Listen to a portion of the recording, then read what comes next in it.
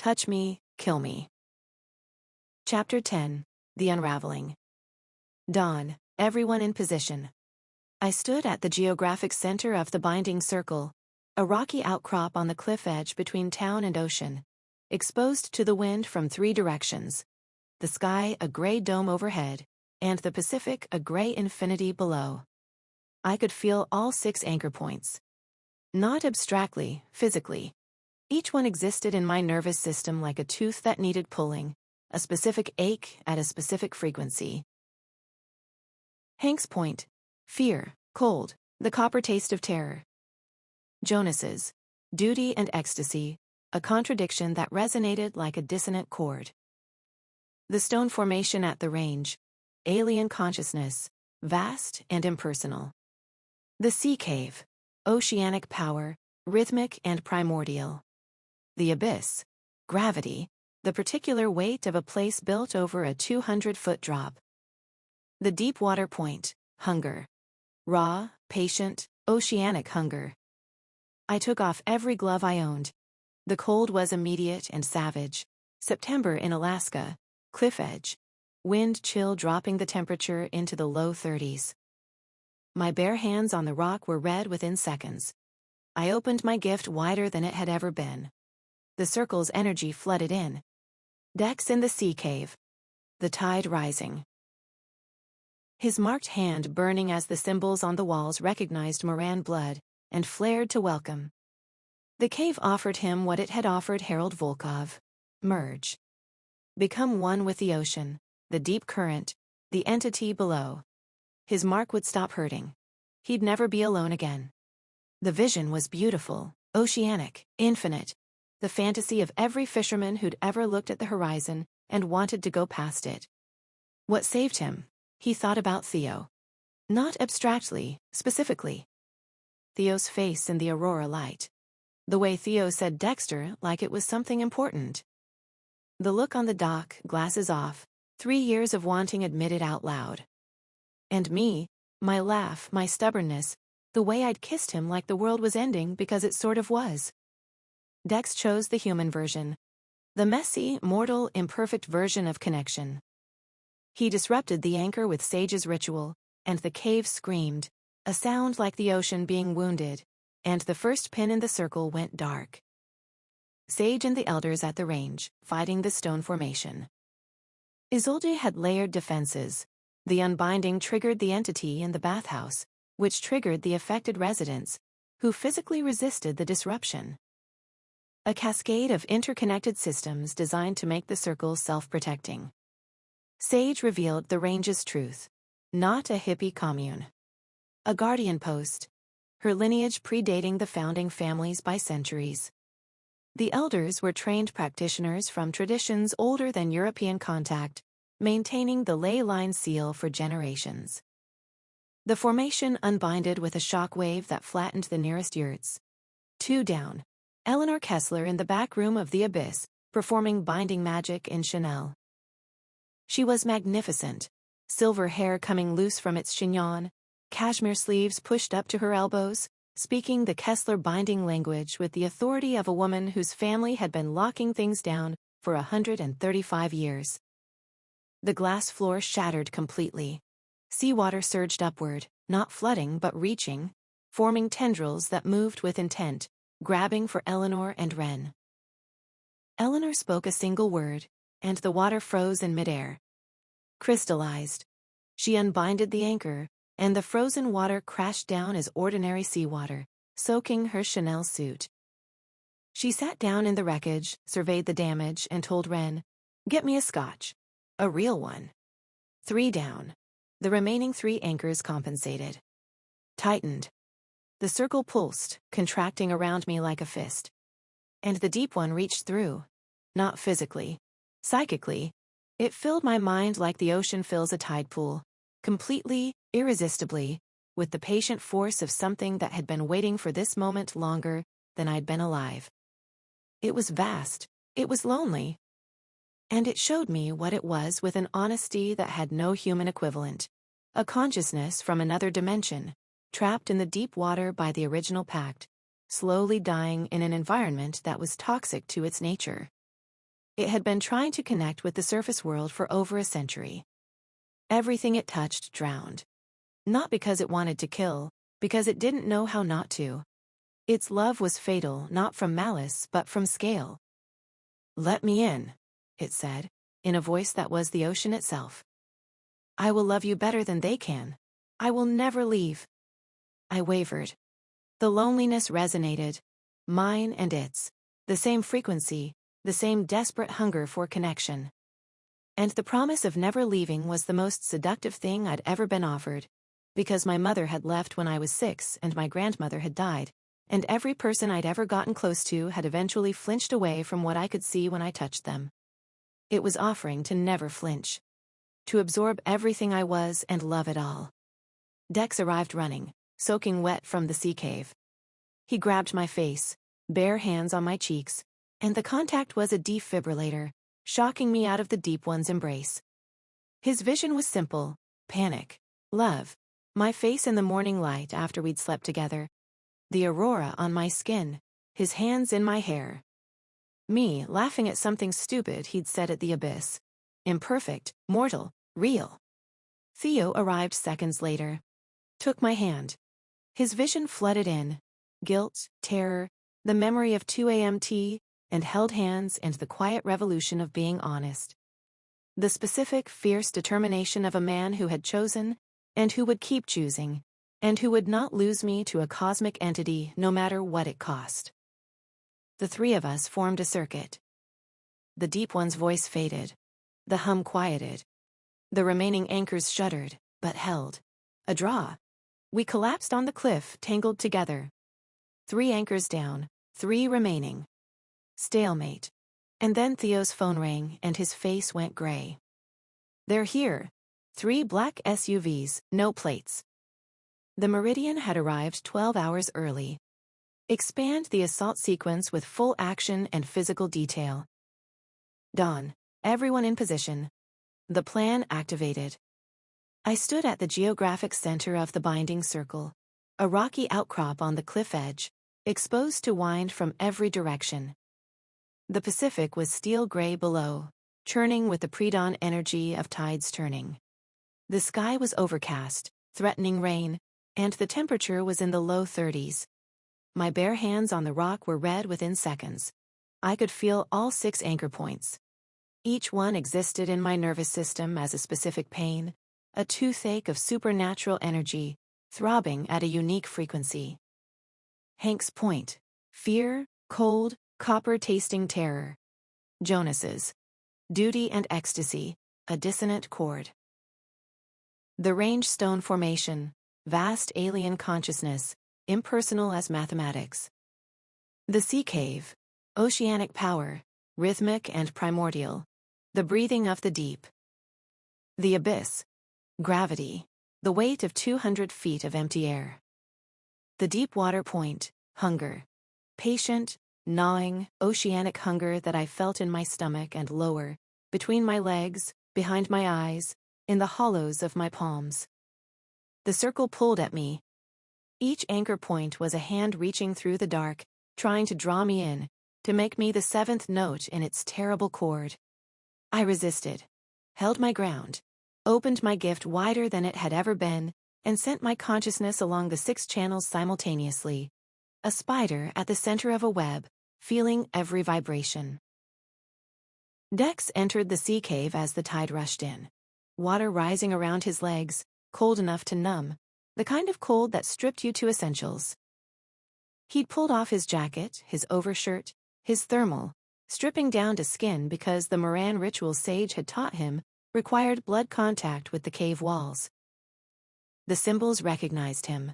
They flared blue-white as his marked hand pressed against the stone, and the cave came alive, humming, vibrating. The bioluminescent glow intensifying until the entire chamber was bright as midday, and in that light, Dex's body was painted in alien colors, every contour highlighted, every scar and freckle illuminated. He looked like something from a myth, a sea god in his temple, the ocean rising to claim its own. The cave's vision was seductive.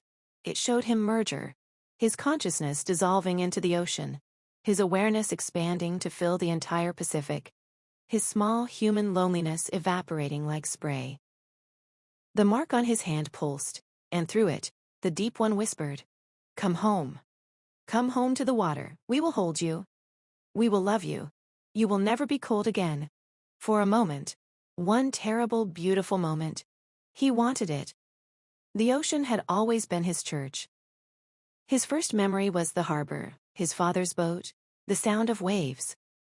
His last thought every night was of the water.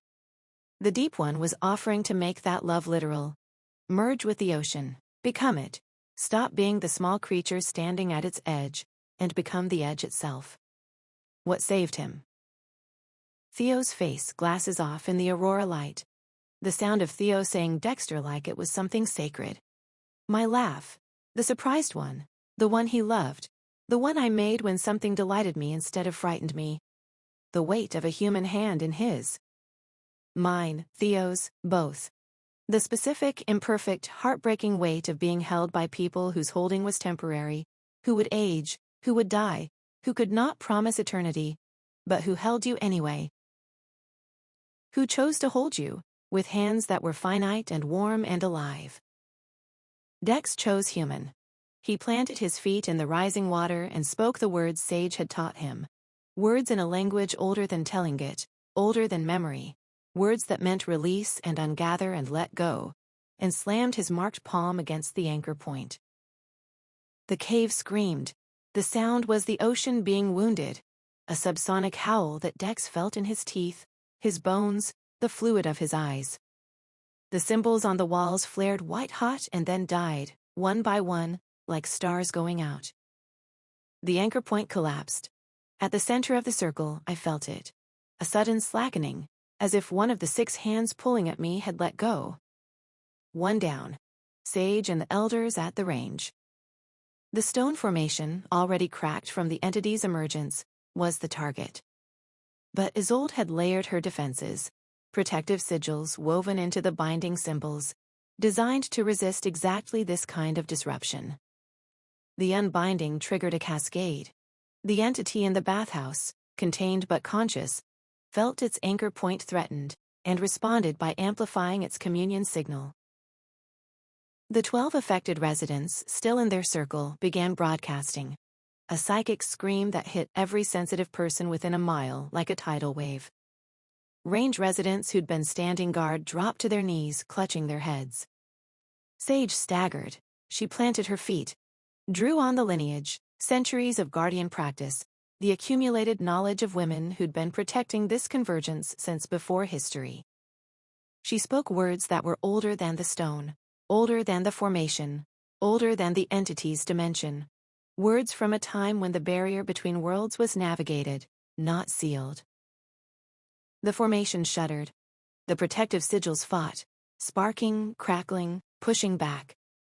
Sage pushed harder. Blood ran from her nose. Her elders formed a circle behind her, feeding their energy into hers, a chain of consciousness, grandmother to granddaughter, passed down and passed forward. The formation unbound with a shockwave that flattened the nearest yurts and sent a plume of blue-white light skyward like a beacon.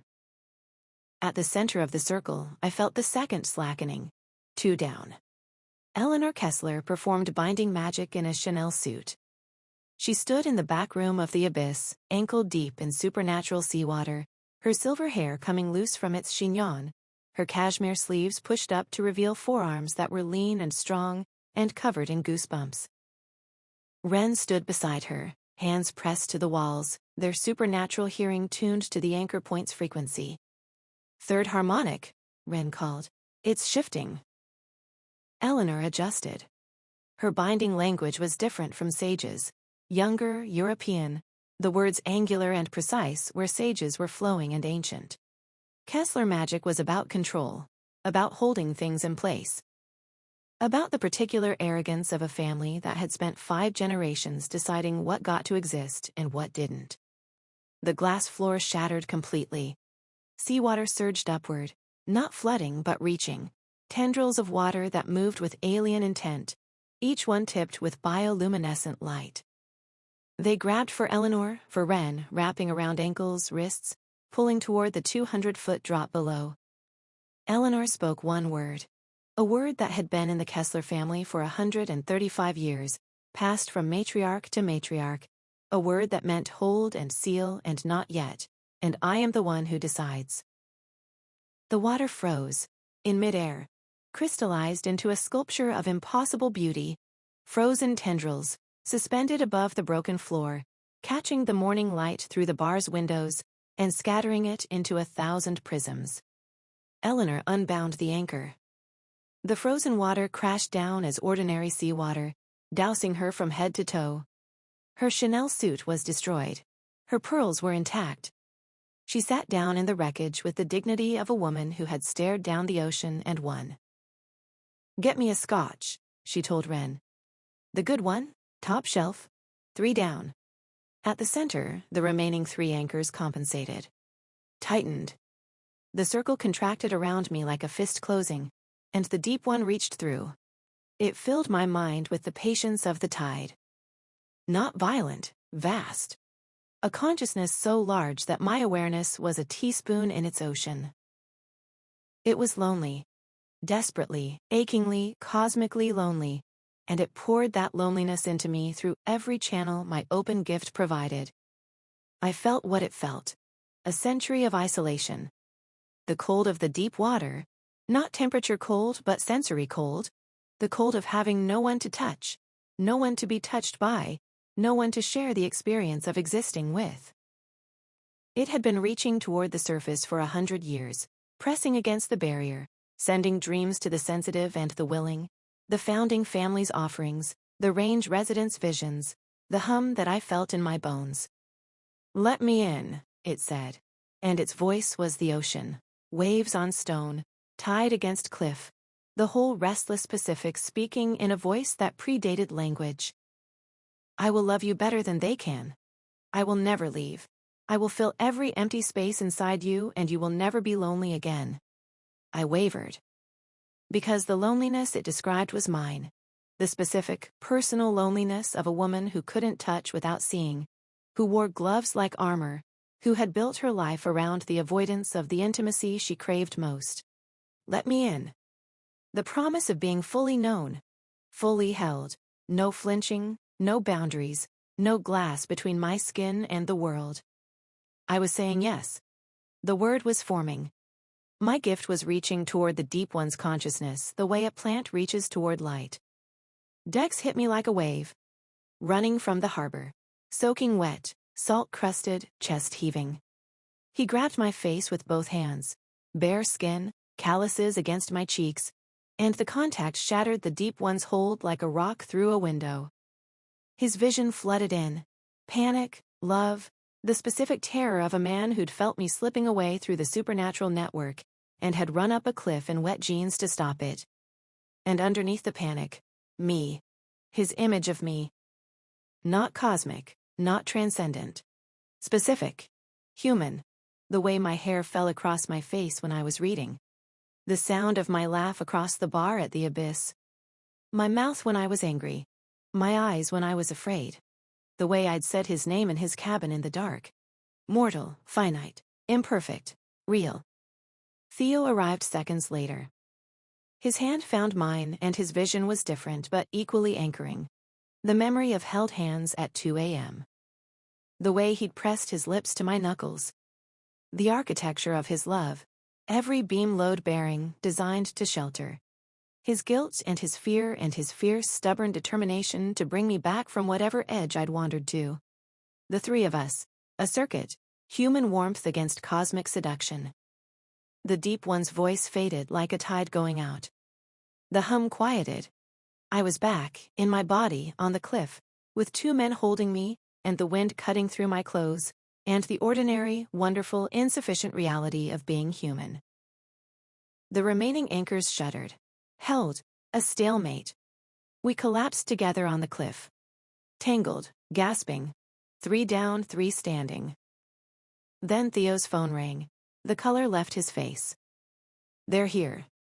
Expand Dex's sea cave scene with more physical/emotional detail.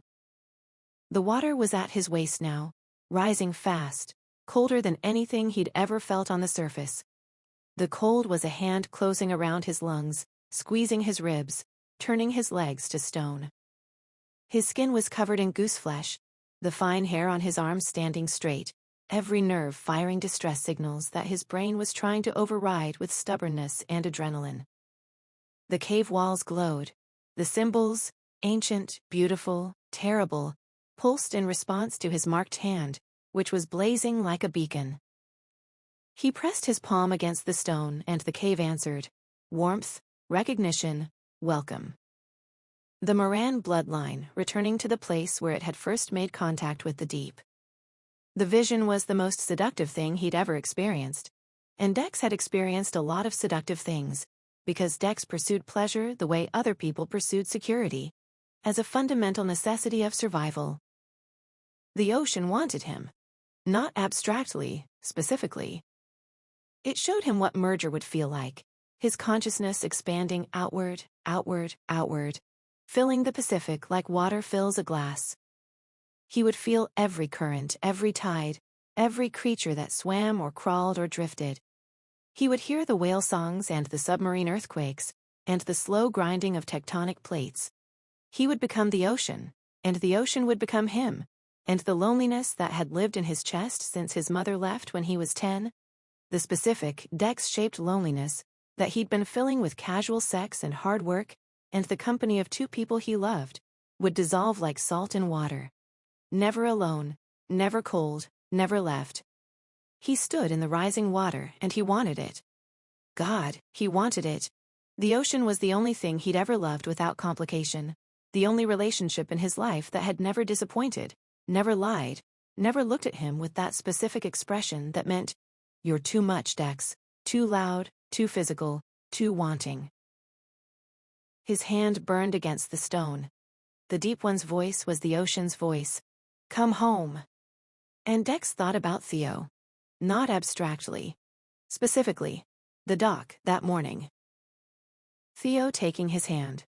The mark flaring. We're going to fix this. All of it. The circle, the entity, and us. The word us spoken like a promise. Theo's face in the aurora light. The glasses off. The 3 years of wanting, finally admitted. The way Theo said Dexter like it contained an entire dictionary of feeling compressed into 3 syllables. And Marlow, her laugh, her stubbornness. The way she'd kissed him in his cabin, urgent and afraid and alive, so alive, her gift wide open and her walls down, and the shared experience of desire amplified by psychic contact until they were both drowning in each other. Imperfect, mortal, temporary, real. The ocean was infinite. The ocean was eternal. But the ocean couldn't laugh at his jokes or make him tea at 2 a.m., or argue with him about jazz in a way that felt like foreplay. The ocean couldn't look at him the way Theo looked at him, with careful architectural love, every beam load-bearing. The ocean couldn't touch him the way Marlow touched him, with terrified vulnerability and fierce bravery, letting down her defenses one layer at a time.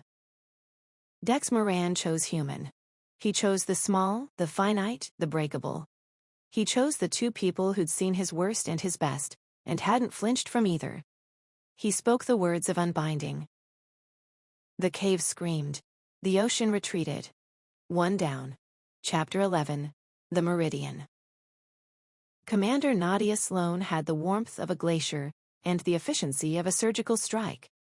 She stepped out of the lead SUV wearing tactical black, her blonde hair pulled back so tight it looked punitive, her eyes scanning Orgasta Cliffs with the expression of someone assessing a contamination zone rather than a town. 6 operatives. Monitoring equipment that hummed with frequencies that made my gift itch, like psychic static, interference designed to muddle supernatural perception. They commandeered Kessler Lodge with the polite ruthlessness of people who had government authority and no intention of being questioned about it. Eleanor's fury was magnificent, a 5'6" silver-haired matriarch facing down a paramilitary team with nothing but indignation and the unshakable conviction that no one commandeered a Kessler property without consequences. It didn't work. Sloane had paperwork. Eleanor had pride. Paperwork won. Sloane asked Theo for a private debrief. I watched from across the lodge lobby as they talked, watched Theo's posture transform. The warm doctor, the man who made tea and held my hand and said, "Dexter," like a prayer, disappeared. In his place, someone harder. Back straight, shoulders squared, speech clipped and precise. He was reporting. He was an operative giving a sitrep to a superior officer, and the fluency with which he inhabited that role told me it wasn't a costume. It was his first language. The warmth was the thing he'd learned later. "That's not our Theo," Dex said beside me, his voice quiet and raw. "No," I said. "It's the one he was before us." The confession came that evening. Not because Theo had planned it, I think, but because the pressure of maintaining the lie in the same building as the truth had become physically impossible. He found me at the veil between. The bookshop was closed, the lights low, the shelves of occult volumes watching us with the silent attention of books that had seen everything and retained opinions. He looked wrecked, not disheveled. Theo was constitutionally incapable of dishevelment, but internally demolished. The composure that was his defining feature had been not cracked but leveled, leaving the raw foundation exposed. A man who was terrified and guilty, and in love, and unable to be all three things at once without breaking. "The Meridian recruited me out of medical school," he said. No preamble, no easing into it. The words came out like someone had pulled a cork. I was 22. They identified me during a research project on anomalous neurological phenomena. My medical skills were real, they're always real, but they were also a cover. I've been a field operative for 6 years. "Theo, let me finish, please." He was gripping the edge of my counter so hard his knuckles were white. "I was sent to Orgasta Cliffs to assess you. Your abilities, your potential threat level. I was supposed to file monthly reports recommending either recruitment or containment." The word containment hit the air like a slap. I reported for the first 2 years. Your gift parameters, your psychological profile, your social network. Everything about you, Marlow, reduced to data points in a classified file. He put a folder on the counter. His complete Meridian dossier on me. Page after page of clinical observation, my gifts range, my triggers, my vulnerabilities. The surveillance photos from Portland. Notes on my relationship patterns, my isolation strategies, my grandmother's death, and its psychological impact. Me, translated into a threat assessment by the man who'd held my hand at 2 a.m. and told me I was the first thing that felt like home. "I stopped reporting 2 years ago," he said, and his voice broke on the timestamp. "Because I fell in love with you. Both of you. And I couldn't be the person they sent and the person you needed. So I chose. And I chose wrong for 2 years before I chose right, and I don't know if that matters." I looked at the file. At the surveillance photo of me in Portland, taken through a telephoto lens. At the clinical language describing my psychometric abilities. At the recommendation on the final page. Subject demonstrates significant potential. Continued monitoring advised. Recruitment feasible if approached through emotional vulnerability. Emotional vulnerability. "I found the folder 3 days ago, Theo." My voice was steady. I was proud of that. "I've known since the night I held your hand and you let me see how much you wanted me. I was waiting for you to tell me yourself." The devastation on his face was total. Not surprise. He was too intelligent for surprise. Something worse. The recognition that I'd known and chosen to keep holding his hand anyway, and that this mercy was harder to bear than anger. "I need time," I said. He nodded, left, made it to the sidewalk before I heard it through the closed door. A sound that was not quite a sob, from a man who did not make sounds like that. Dex's reaction to the revelation was physical, because Dex processed the world through his body. He found Theo on the docks, and the confrontation was volcanic. "You spied on her." Not a question. An indictment. "You wrote reports about her to people who wanted to put her in a box. You sat at our table at the Abyss, and you watched her, and you took notes, and you—" I know what I did. Do you? Because from where I'm standing, it looks like you played us. Both of us. You pretended to be our friend, our whatever the hell we are, and the whole time you were. I was falling in love with you. Theo's voice was quiet. Stripped of performance, stripped of composure. Just the raw material of a man telling the truth for perhaps the first time in 6 years. I was supposed to watch and report. Instead, I watched and fell. And I stopped reporting because the thought of someone using what I'd learned about her, about both of you, to hurt you, was more than I could. Dex shoved him. Hard enough to make Theo stagger. Not a punch, a shove. The physical expression of a betrayal that words couldn't adequately address. Theo didn't shove back, he absorbed it. Stood his ground. You want to fix this? Dex said, and his voice was shaking. Keep them away from her, I don't care what it costs you. He walked away. Theo stood on the dock alone, the harbor moving around him, boats and water and the ordinary commerce of a fishing town that was, at this moment, the backdrop for a man deciding how much of himself he was willing to sacrifice for a forgiveness he might never receive. Sloane's briefing was a masterclass in euphemistic destruction. The Meridian's plan: deploy a neutralization device that would collapse the remaining anchor points by cauterizing the dimensional weak spots. Clean, efficient, irreversible. Side effects: permanent power loss for every supernaturally gifted person in the blast radius. My gift: Eleanor's binding magic. Sage's ancient practice. Every awakened individual at the range. Gone, cauterized like a wound. The silence after the briefing was heavy. Sage broke it. You're proposing to lobotomize an entire community. I'm proposing to save it, Sloane said. By destroying everything that makes it worth saving, Eleanor said. I said nothing. I was thinking about the Deep One's offer. I will love you better, and about what it felt like to be fully known. I was thinking about losing my gift. No more visions, no more downloading someone's deepest truth through a handshake. No more flinching, no more gloves. Normal. Part of me wanted it so badly it tasted like freedom. That part terrified me more than the entity in the deep water, the Midnight Alliance. My bookshop. Me, Eleanor, Sage, and Vera's ghost. 3 living women and 1 dead one. 4 different traditions, united by the simple refusal to let someone else decide their fate. Counterplan. Complete the disruption ourselves before the Meridian deployed. But the deep water anchor required going into the ocean. Into the Deep One's domain. I volunteered because I was the only one who could. The ritual required a seer at the interface. My consciousness, projected into the deep water, communicating directly with the entity. But I'd need a psychic anchor. Someone to hold the tether between my projected consciousness and my physical body. Someone I trusted completely. The name hung in the air. Nobody said it. Everybody knew. 2 a.m. Theo's porch. He opened the door in a sweater with a hole in the elbow, dark circles under his eyes, looking like a man who'd been trying to sleep and failing. I need you, I said. Not because I've forgiven you. Because you're the person I trust to bring me back. He studied me, measuring the statement for pity, for manipulation, for the kindness that could be its own cruelty. Finding none. Just the simple, terrible truth. I trusted him. Despite everything.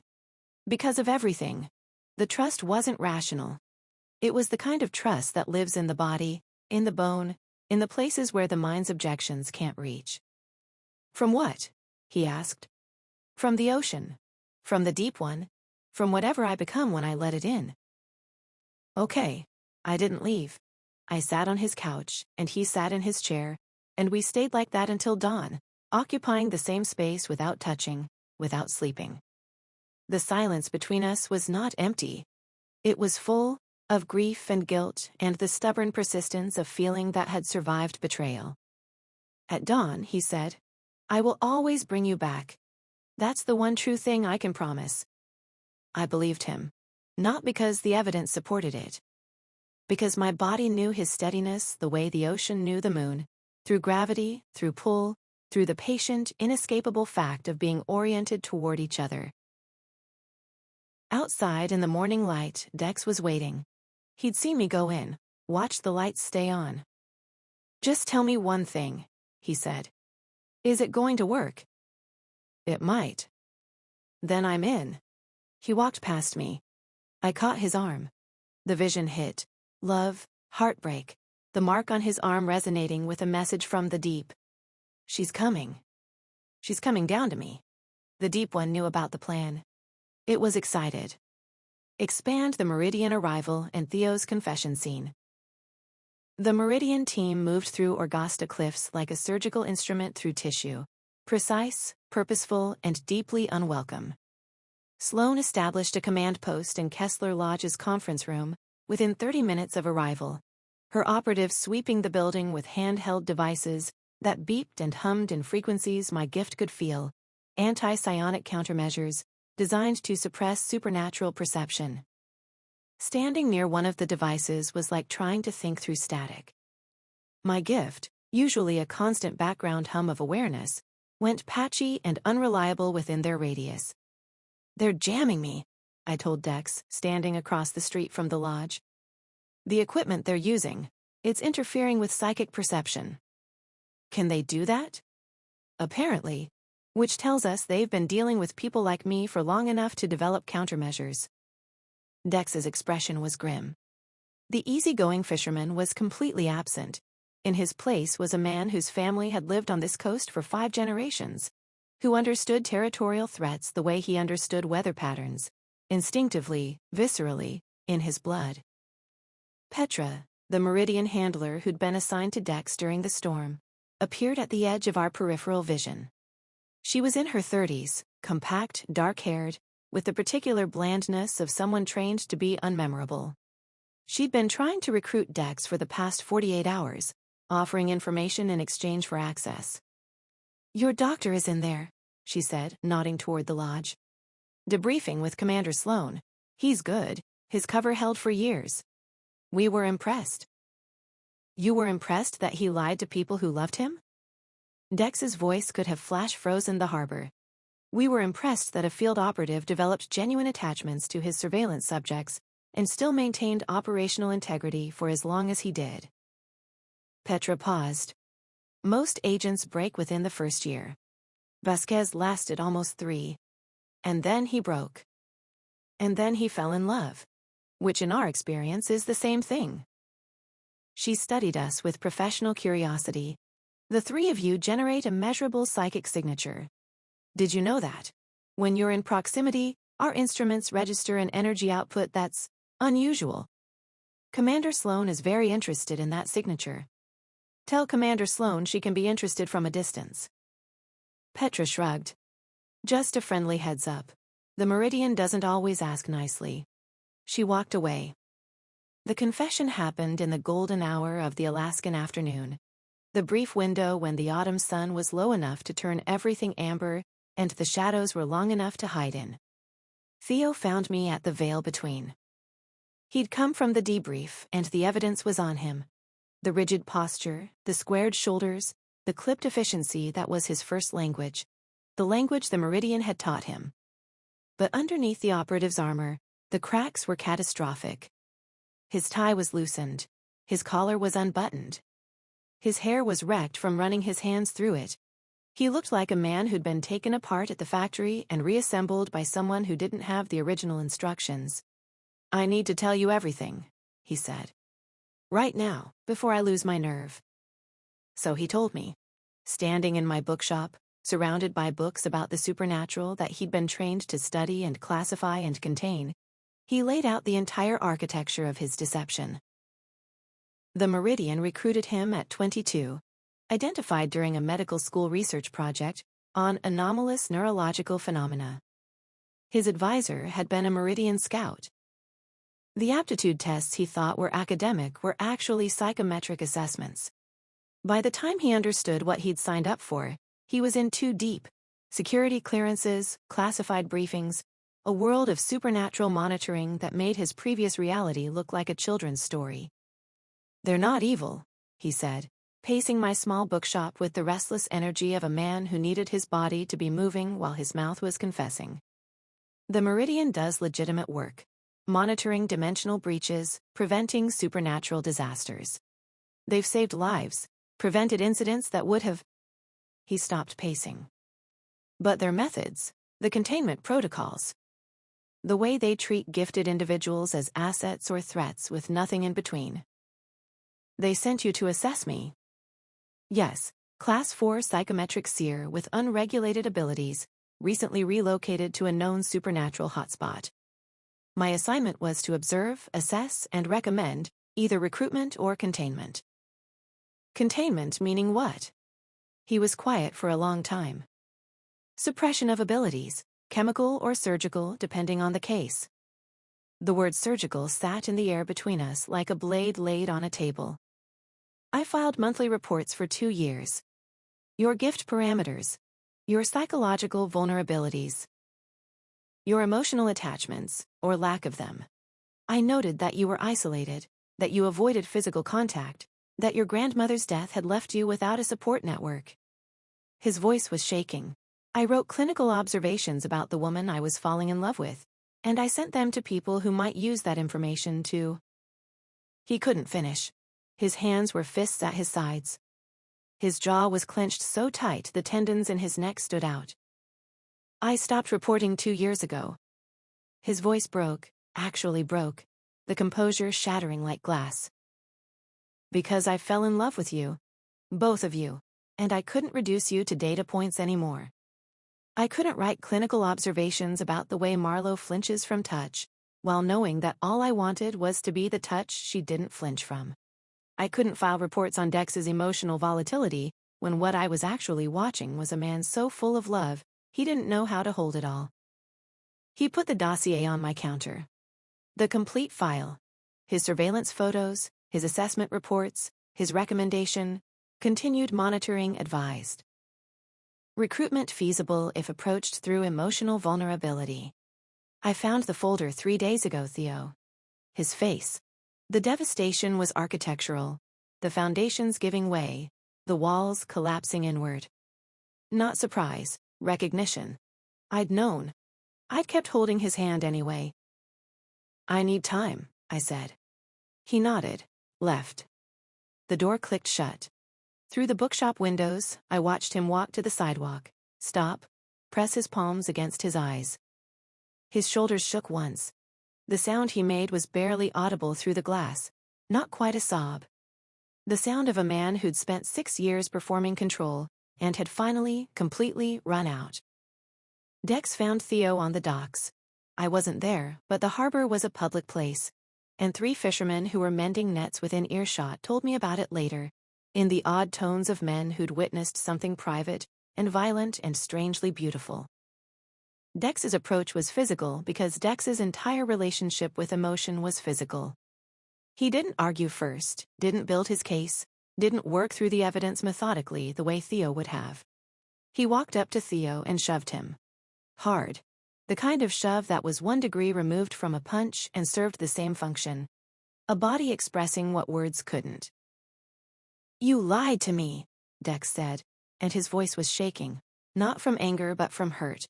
The specific volcanic hurt of a man who'd opened himself up and found the space compromised. You let me trust you. You let me tell you things I've never told anyone. You sat in my boat and ate my food and let me... His voice cracked. Let me fall for you, while you were watching.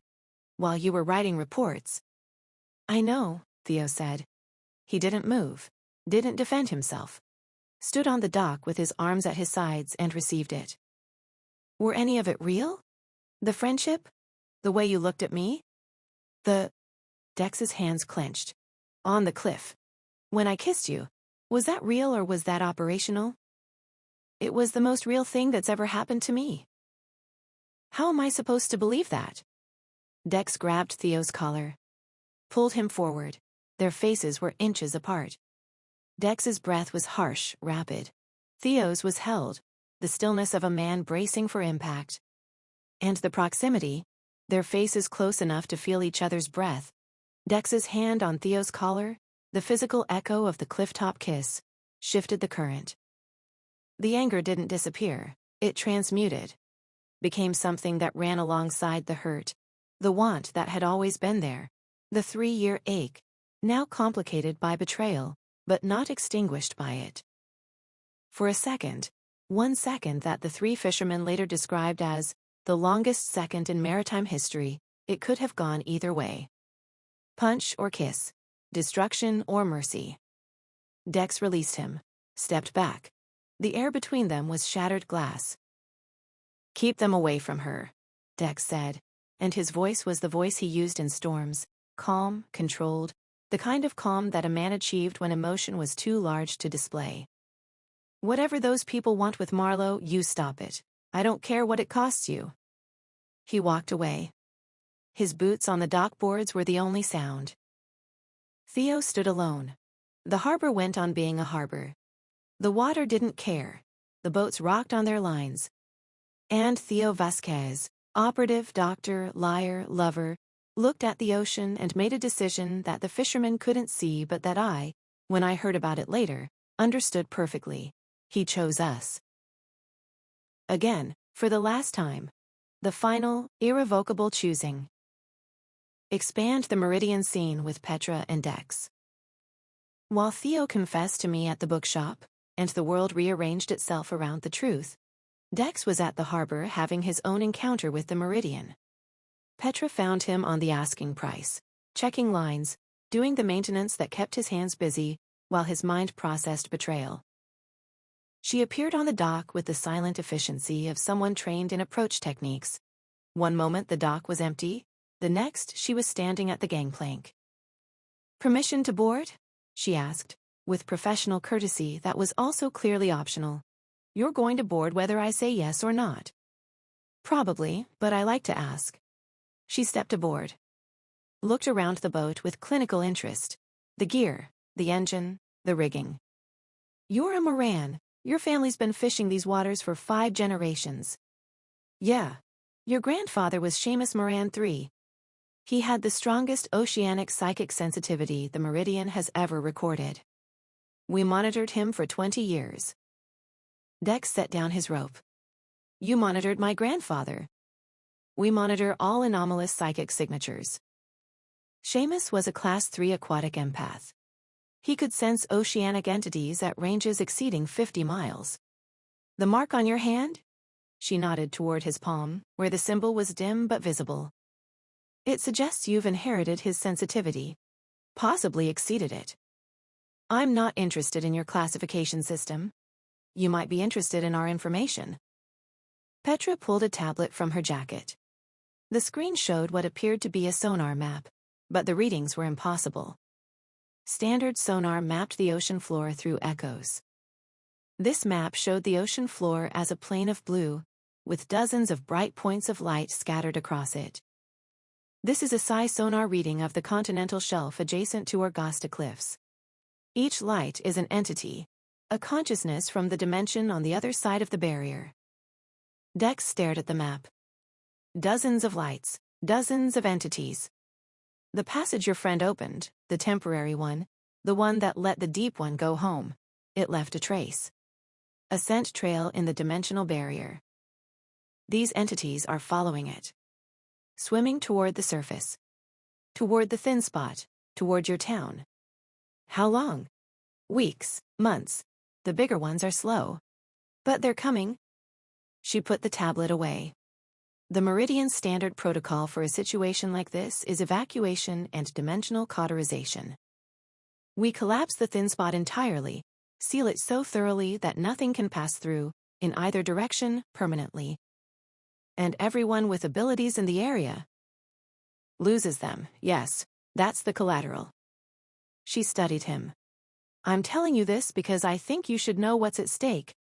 Vasquez, your doctor? He tried to handle this himself. He thought he could protect you and still do his job. He was wrong. The situation is bigger than one operative. Bigger than one town. It's not bigger than the people in it. That's a romantic position. I'm a romantic guy." Dex picked up his rope. "Get off my boat, Petra." She went. But the tablet's image stayed with him. Dozens of lights in the deep water, converging on Orgasta Cliffs like moths toward a flame. Chapter 12, The Descent. The morning of the final act. Sage at the range with her elders, preparing wards.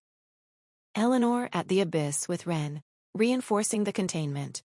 Theo at the veil between, surrounded by my grandmother's books and the lingering scent of bergamot, setting up the psychic anchor station.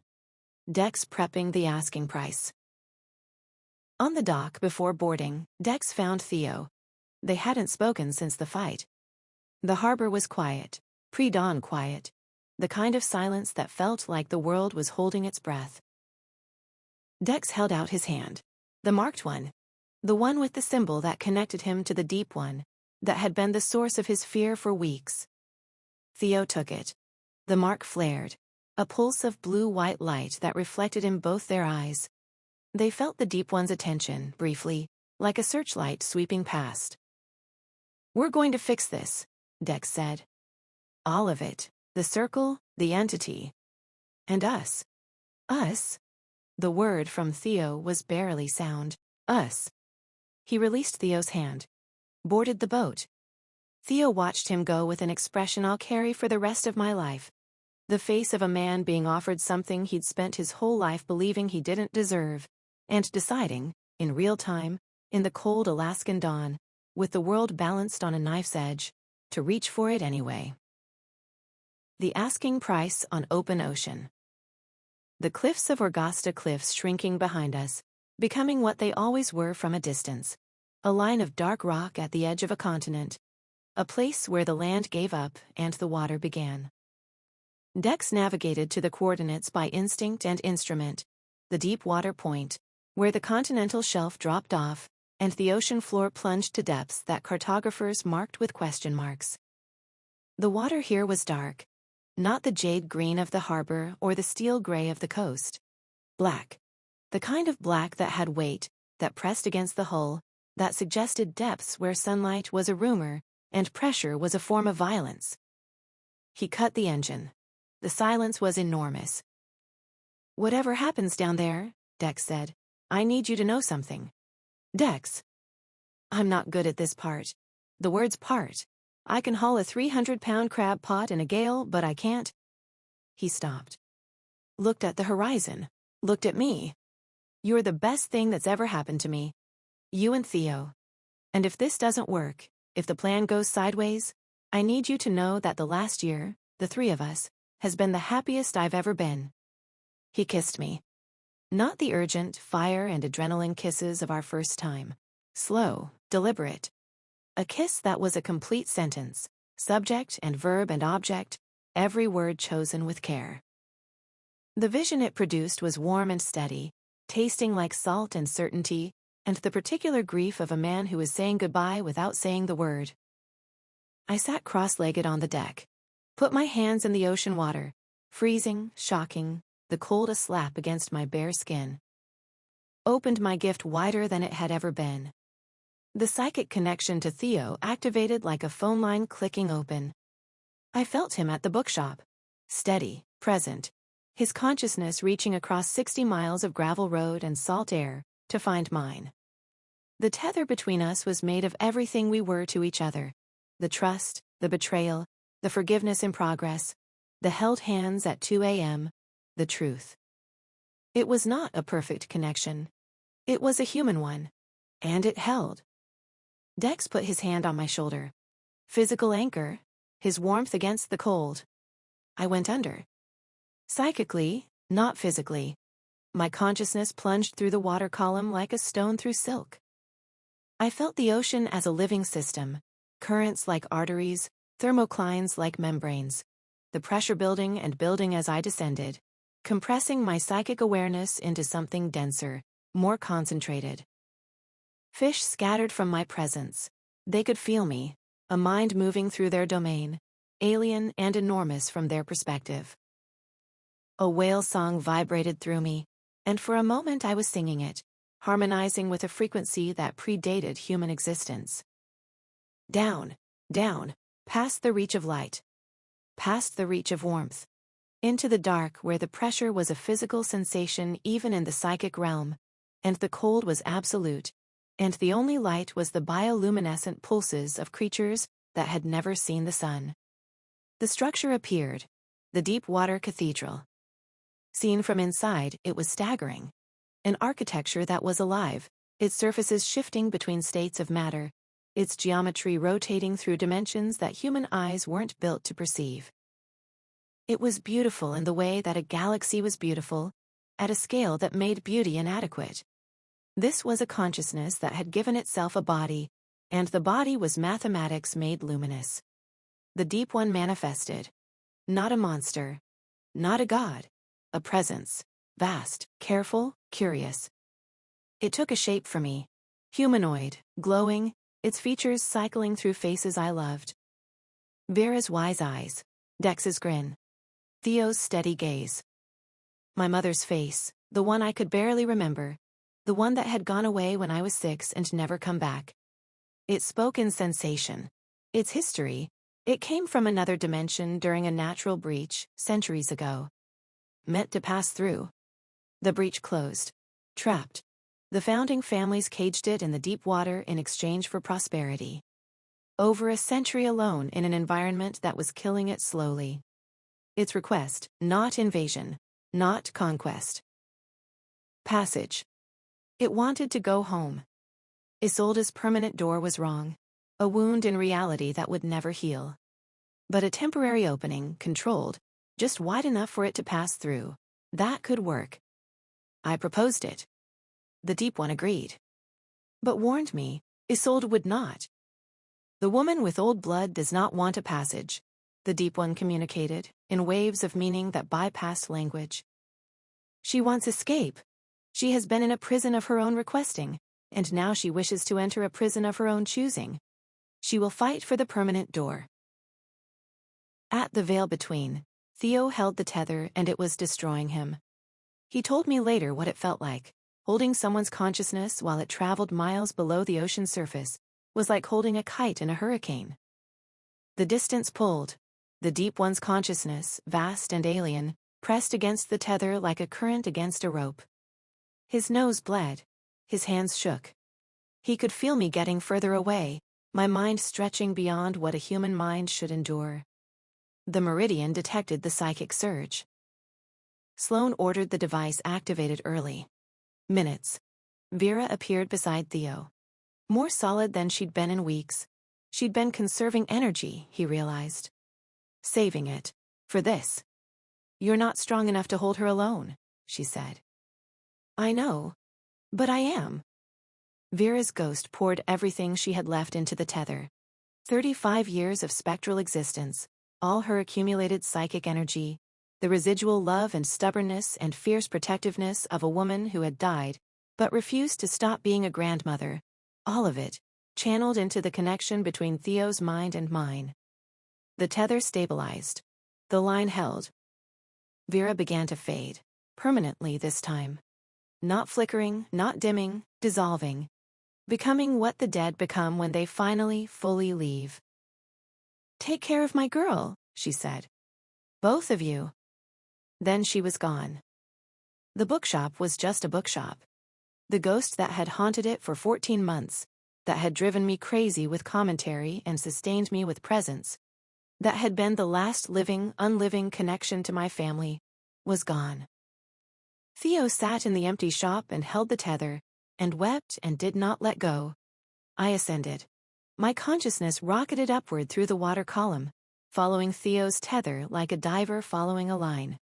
Up through the dark, through the cold, through the bioluminescent twilight zone and the deep blue and the emerald shallows. Dex's hand pulling me physically back onto the deck, his grip on my shoulder tightening as I gasped real air, real cold, real Alaskan wind against my face. I was back. I was shaking. I was crying for reasons I didn't fully understand yet. I know what we have to do, I said. And Isolde is going to try to kill us. The sky above Orgasta Cliffs was wrong. The aurora was forming a ring of light, pulsing in the rhythm of the binding circle. Isolde had activated the remaining anchors. She wasn't waiting for me.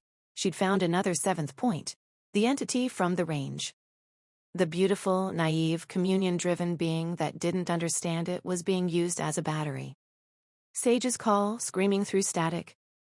The entity is gone, walked out of the wards. It's heading for the cliffs. Isolde has everything she needs. Expand the boat scene and psychic descent. The asking price on open ocean. The world reduced to elementals. Water, wind, 2 people, a boat. Dex had prepped the vessel with the meticulous care he reserved for the ocean. Every line coiled, every system checked, the engine tuned to his satisfaction. He navigated by instrument and instinct, reading the water the way Theo read X-rays, the way I read people. Through trained perception elevated by something that might have been gift and might have been love. The continental shelf dropped away beneath us. I felt it in my gift, a psychic vertigo, the awareness of enormous depth suddenly present beneath the hull. The ocean changed color. From coastal gray-green to mid-ocean blue, to the deep blue-black that existed only where sunlight gave up and pressure became personal. Dex cut the engine. The silence was so total it became its own sound. "Before we do this," he said, and his voice was stripped of every performance. No grin, no charm, just the raw material of Dex Moran. "I need to tell you something I've never told anyone." He sat beside me on the deck. Close enough that our arms touched. The boat rocked gently, the deep water swell, not the choppy harbor chop. A rhythm that was almost soothing, almost like breathing. When I was 16, I fell off my dad's boat during a storm. Hit the water and went under. The cold, you can't imagine it. Cold that doesn't just hurt, cold that stops your muscles, stops your brain. I should have drowned. What happened? Something held me. In the water. Something pressed against me, not physically, psychically. Like being held inside someone else's mind. And I felt it, the deep one. For maybe 10 seconds, I was inside its awareness. And it was inside mine. He paused. It was lonely, Marlow, the loneliest thing I've ever felt. And it held me, not to trap me, to save me. It pushed me to the surface. I came up coughing, and my dad hauled me back aboard. And I never told anyone because, now do you tell people that the thing in the ocean saved your life? You're telling me. Because you're the only person who'd understand. He looked at me.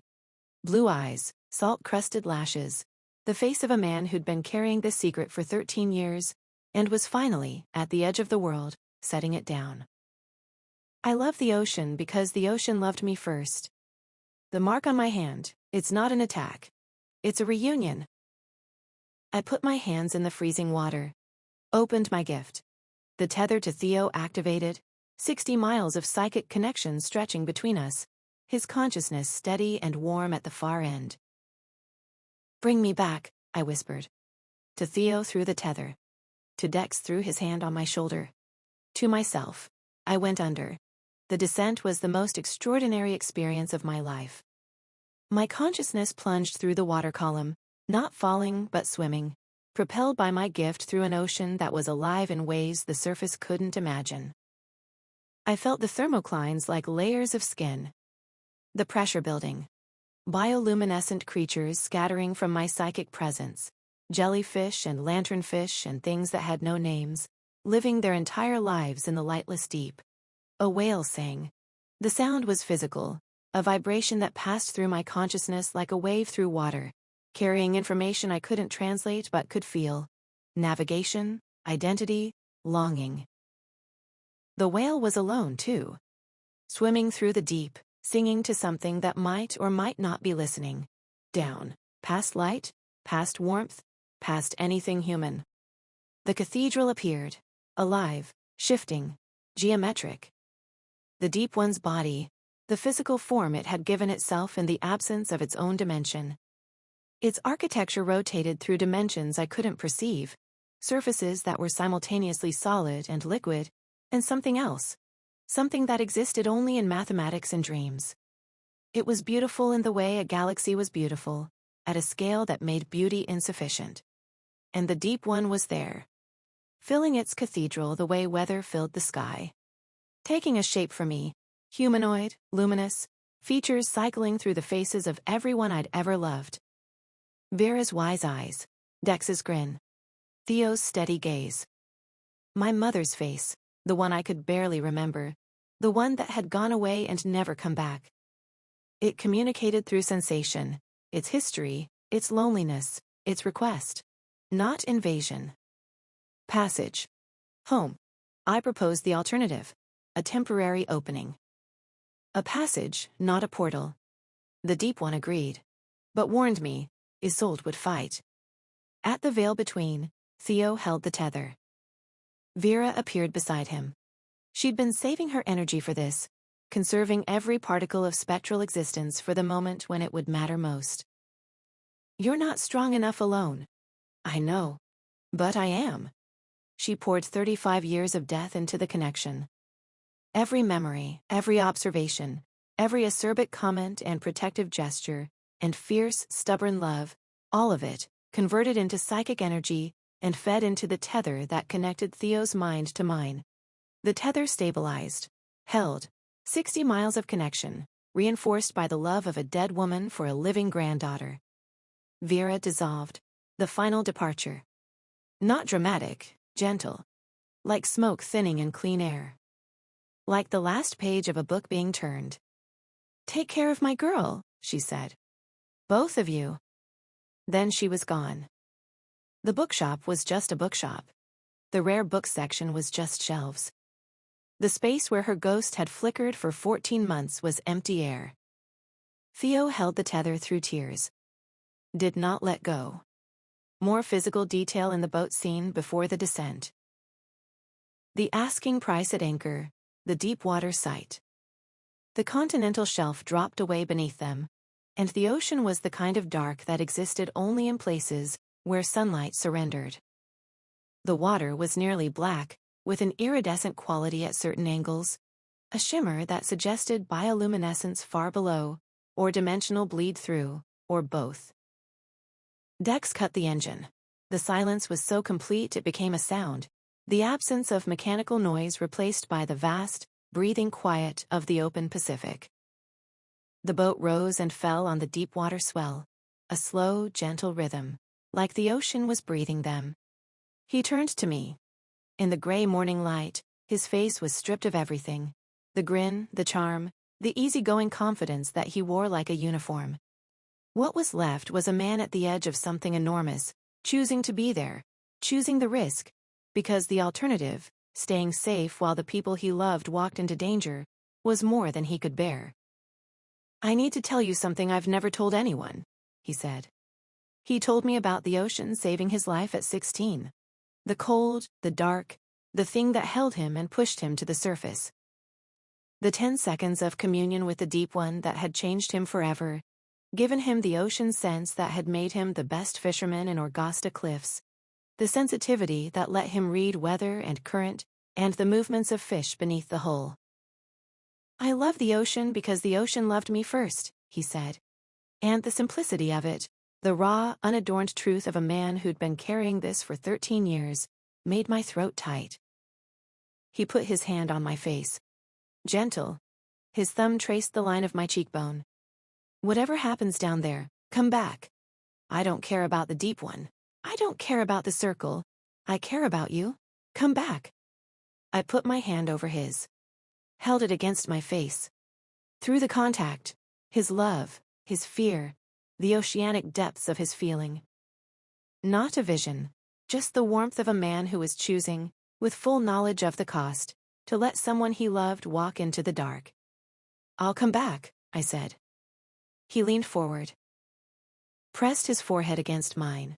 We breathed together, his breath warm, salt-flavored, the breathing of a man who lived by the water and smelled like it always. The moment of contact, forehead to forehead, skin to skin, his hand on my face and mine on his, was the most intimate thing that had happened between us. More intimate than the cabin. More intimate than the bonfire. Just two people choosing each other at the edge of the deep. Okay, he said, let's do this. I put my hands in the water. The cold was savage. I opened my gift. And I went under. Major expansion of the tether scene and Vera's sacrifice. At the veil between, Theo maintained the psychic tether, and it was the hardest thing he'd ever done. He sat in the reading chair, my grandmother's chair, the one in the rare books section where Vera's ghost used to appear. Surrounded by books on occult history and supernatural theory, the shop smelled like bergamot and old paper, and the faint trace of Vera's perfume that had never quite faded. The tether was a line of psychic energy connecting his consciousness to mine, stretched across 60 miles of gravel road and coastal wilderness, to the open ocean where my body sat on the deck of the asking price, with my hands in the freezing water, and my mind plunging toward the ocean floor. Holding the tether required focused mental effort, like holding a rope while the other end was tied to a freight train. Every second, the distance tried to pull the connection apart. Every second, the deep one's vast consciousness pressed against the tether like a current against a mooring line. His nose bled, first a trickle, then a steady flow that he wiped with his sleeve and ignored. His hands shook, the surgeon's hands that he'd trained to steady precision, shaking like a first-year medical student's. His vision blurred at the edges. His head pounded. But he held on. Because he'd promised. Because the tether was the lifeline that connected me to my body, and if it broke while I was in the deep, my consciousness would be lost, adrift in the ocean's psychic currents, unreachable, unfindable, slowly dissolving into the vast awareness of the water, the way salt dissolved into the sea. He thought about Raphael, his ex in Miami who he'd lost because he couldn't be honest. He thought about the Meridian dossier, the clinical observations he'd written about me, the surveillance photos, the cold professional language he'd used to describe the warmest things in his life. He thought about the doc, and Dex's hand on his jaw, and the word us spoken like a prayer. He held on. Vera appeared beside him, more solid than she'd been in weeks. He could see the effort it was costing her, the spectral equivalent of a woman lifting something impossibly heavy, using every reserve she had. "You're not strong enough alone," she said. "I know. But I am." She paused. "I was always going to do this, Theo. From the moment my granddaughter inherited this shop and this gift, and this ridiculous tendency to walk toward danger. I was always going to give everything I had left to keep her safe. Vera, take care of my girl." She was already beginning to pour her energy into the tether, her accumulated spectral existence, 35 years of ghostly persistence, converted into pure psychic power. Take care of both of them. Dex needs someone to keep him from drowning, literally and metaphorically. And Marlow needs someone who'll hold the rope when she dives into the dark. I will. I know you will. That's why I'm trusting you with this. Despite the lies, despite the folder, despite all of it. She was thinning now, becoming translucent, then transparent, the green cardigan fading, the silver hair dissolving. You chose them, Theo. Over the Meridian, over your career, over everything you were trained to be. That choice is the most real thing about you. The tether stabilized, solidified. The rope that had been fraying under the strain became a cable, reinforced by the love of a dead woman who had spent her whole life protecting people and wasn't about to stop just because she was out of life. Vera's last words, from a distance that was increasing with every syllable. Tell her I said the red dress was always a good choice. Then she was gone. Permanently. The rare books section was just shelves. The reading chair was just a chair. The particular warmth that had always lived in this corner of the bookshop, Vera's warmth, the residual heat of a woman who had loved fiercely and died stubbornly and haunted beautifully, was gone. Theo sat in the empty shop and held the tether and wept. The tears ran into the blood from his nose, mixing salt with copper, and he did not let go. He would not let go. He had chosen, and the choice was permanent, and the tether was the proof. 60 miles away, in the deep water cathedral, I felt the connection strengthen.